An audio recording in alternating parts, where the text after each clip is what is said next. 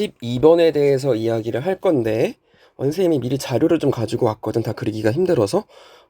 지금 12번의 문제는 어떠한 개념에 포커스를 맞춘 거냐면 전이금속에 전자빛에 이제 포커스를 맞춘 거지. 그치? 우리가 전이금속은 화원, 화투에는 나오지 않고 일반 화학에서 다루게 될 건데, 그게 왜냐하면 이게 특징들이 좀 까다롭기 때문이야. 어, 특히나 이제 우리가 싸움의 원리라고 하는 거를 화학원에선 배웠을 거야. 싸움의 원리라고 하는, 그치?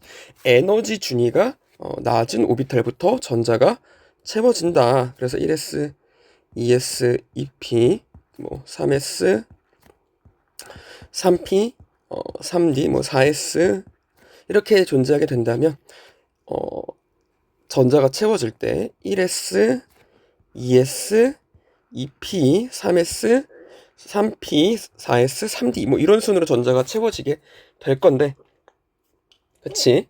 이거를 우리가 다른 말로는 n 플러스 l 룰이라고 하거든.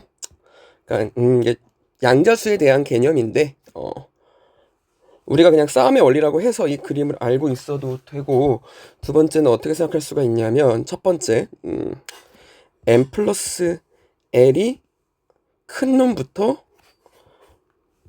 전자가 작은 놈부터 전자가 채워지게 되고, 만약에 n 플러스 l이 동일하다면 이때는 n이 작은 놈부터 전자가 채워지게 된다라고 하는 이 싸움의 원리를 조금 더 논리적으로 풀어낸 그런 룰이 존재하지. 어쨌거나 지금 우리가 전자가 들어갈 때는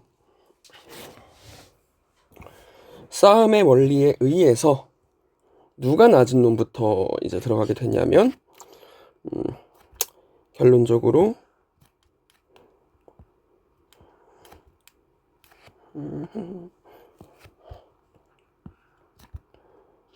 에너지가 낮은 오비탈부터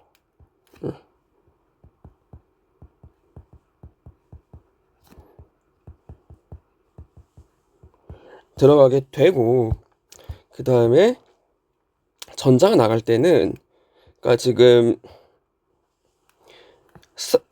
들어갈 때는 에너지랑 관련이 있는 거고, 그렇지? 전자가 나갈 때는 공간적으로 봤을 때 가장 바깥 껍질에 있는 전자부터 나간다고 생각을 하면 돼. 그래서 들어올 때도 간단하게 외우자면, 들어올 때도 4s가 먼저 들어오고 나갈 때도 4s가 먼저 나가는 거야. 그러면 예시를 한번 들어봅시다. 예시를 한번 들어볼 건데, 잠깐만. 아이고, 이래. 아연의 경우는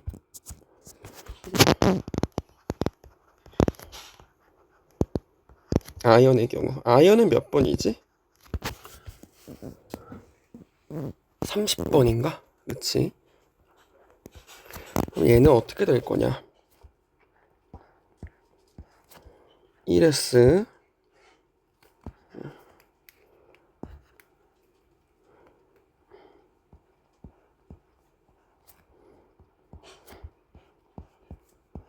2s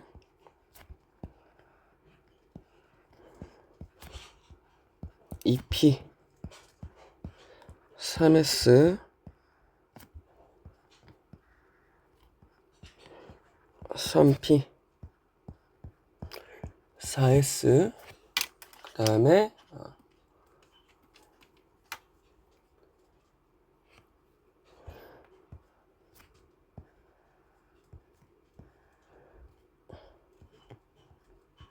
3d가 되겠지. 그러면 전자가 채워줄 때 사실은 그 3p까지는 사실 필요가 없는 거야. 다 채워져 있을 테니까. 그치? 다 채워져 있을 거야. 여기까지는 다 채워졌다고 생각을 하고, 그러면 일단 4S하고 3D 위주로 볼 건데, 선생님이 아까 뭐라 그랬냐면은 들어갈 때 4S가 먼저 들어간다 그랬어. 21번부터 이제 전자 10개를 넣어야 되니까 하나, 둘, 셋, 넷, 다섯, 여섯, 일곱, 여덟, 아홉, 열, 열하나, 열둘.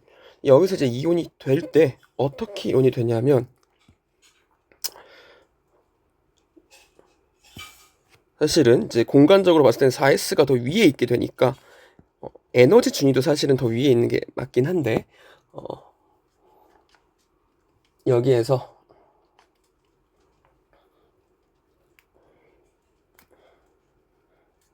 전자 두 개가 4S에서 두 개가 빠지게 되는 거야.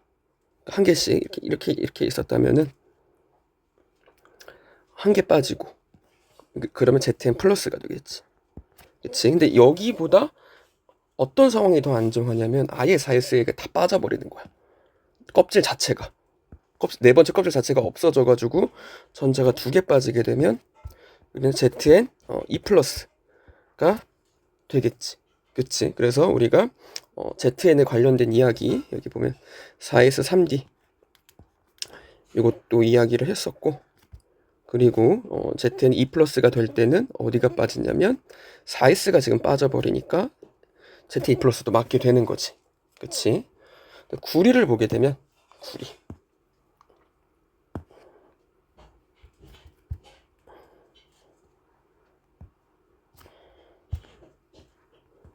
그러니까 구리도 우리가 이온이 되면은 중등 과정에서 나왔지만은 CuSO4 이런 놈들이 나오게 된단 말이야. 그치? 얘를 뭐라고 하냐면 황산구리라고 하지. SO4는 E-니까 CuSO4의 CU는 E 플러스가 되겠지. 그러니까 CU는 E 플러스가 되는데 어떻게 되는 거냐면 마찬가지로 맨 처음에는 4S 그 다음에 3D가 있을 거고 하나, 둘, 셋, 넷, 다, 일곱, 여덟 뭐야 잠깐만 아니 여기부터 미안 4S가 이제 여기까지가 20인 거고 그치? 이렇게 되는데 여기서 이제 선생님이 오른쪽에 가져온 이 표가 표를 좀 참고를 해야 될 건데 그러니까 일반적으로 전자배치는 싸움의 원리에 들어가는 게 맞아. 그치? 싸움의 원리에 따라서 중성 원자의 전자배치가 되는 게 맞는데 만약에 if d 오비탈에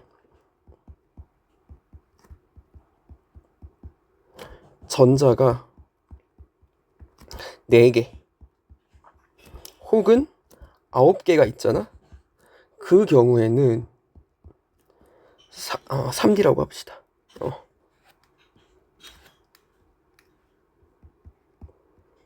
그 경우에는 4S에 있는 전자가 한 개가 3D로 이동을 하게 돼.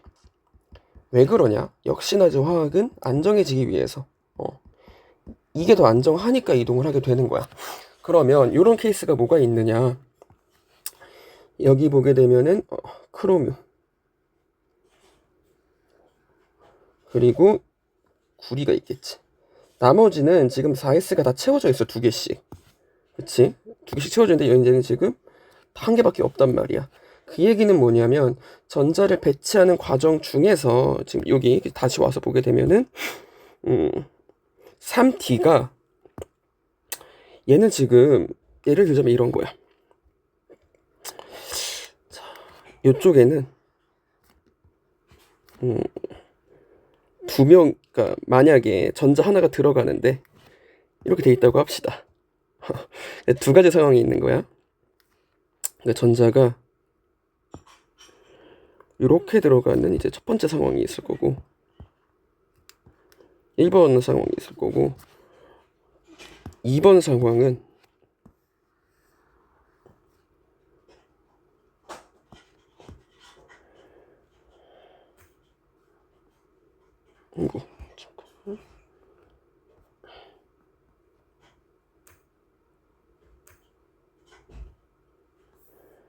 자, 2번 상황은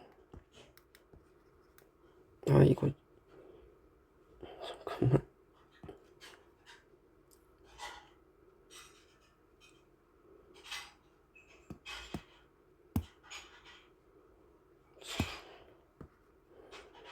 이번 상황은 뭐가 될 거냐면 전자가 4S에 안 들어가고 4S에 있는 전자가 이동을 해버리는 거야, 위로.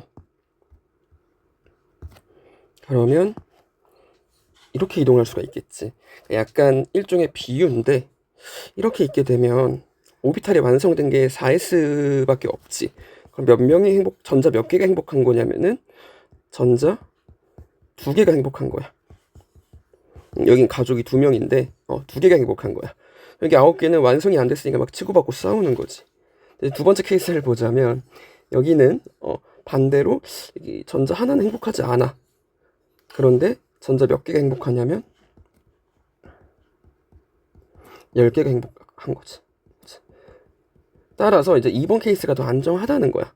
전자가, 그치? 3D가 다 채워지는 게 4S가 채워진 것보다 더 안정하다. 그래서 구리 같은 경우는 이 4S에 있는 전자 하나가 가버리기 때문에 그치? 특이하게도 4S에는 전자 하나, 3D에는 전자 10개가 채워지게 되는 거지. 에너지 준위적으로 봤을 때. 랑 조금 다르게, 그치? 오히려 이게 더 안정하다는 거야. 처음에 싸움의 원리로 생각한 것보다. 근데 이제 얘가 이온이 될 때는 어떻게 되느냐? 이온이 될 때는.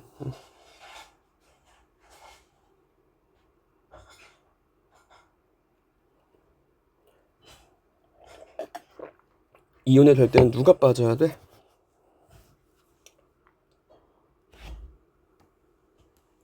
여기에서는